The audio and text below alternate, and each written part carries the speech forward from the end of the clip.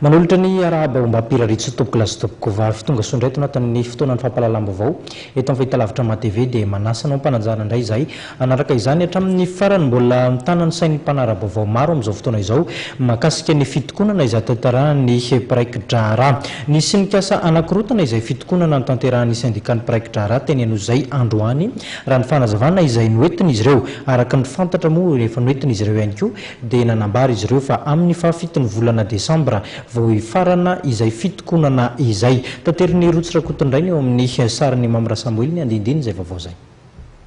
Mbola manohitra ny fitokonany ireo mpiraki-draharaha eny amin'ny fitsarana Anosy. Nisy ny filazana ho ireo sendikan'ny mpiraki-draharaha fa mitohitra ny asa ao amin'ny fitsarana saingy tsy marina izany raha nambaran'izy ireo. Nambaran'izy ireo ihany koa fa mpilatsaka sitrapona bénévole tsy manana ny fahefana hanolo toerana ireo mpiraki-draharaha no misy maniraka hiasa ary no amafisin'izy ireo araka izany fa izay raha raraisin'ireo mpilatsaka ny sitrapo ireo dia tsy manan-kery fa tsy maintsy ny mpiraki-draharaha ihany no manana fahefana amin'izany. Moa zany izy voalazako teo zany marefo zany le corps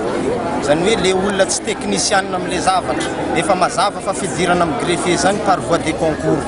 tsara nisy olona nampiditra mpitsara ohatra n'izany de tonga de recruter-na sur titre ohatra zao na greffier recruter-na sur titre tsisy fa recruter par voie de concours daholo zany idirana amin'izany greffier zany kanefa tsy zany ny zava-misy marina amin'ny greffier ampidirana bénévole ndrendray regny olona reny manao tsy fanony satria olona tsy assermenté olona tsy vita fianianana zany de lasa miasa foana zany ndreo de ireo zany mandoto anay hoe zahay miasa ihany fa tsy marina zany fitsarana amin'ny tompona zany kanefa zahay de tsy miasa zahay greffier fa raha ny tokony ho izy zany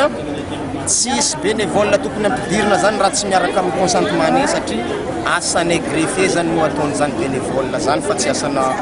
olon-kafa tsy asana mpitsara tsy asana inona fa asana greffier ka tokony zahay zany no consultena raha ohatra ka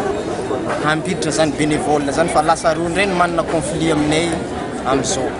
Amin'ny fahafitony volana Desambra izao moa ny fitsaharan'ny fitokonana izay ataon'ireo mpiraki-draharaha ary no amafisin'izy ireo fa raha tsy misy ny marimaritra iraisana mandritra ireo fotoana anatanteran'ireo mpiraki-draharaha ny fitokonan'izy ireo dia mbola mieritreritra ny hanohitra ny fitokonany ireo mpiraki-draharaha.